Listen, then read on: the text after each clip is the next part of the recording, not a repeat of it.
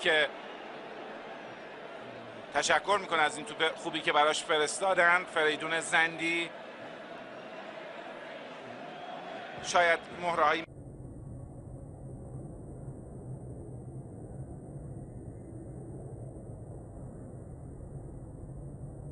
مثل میلاد میداودی، حتی آندرانیک تیموریان اگه شرایط بازی رو واقعا پیدا کرده باشه که اسمش رو نیمکت نشینا رد شده، و گوران بیرکوویچ ذخیره‌ای که معمولا میاد به بازی، علی خسیف،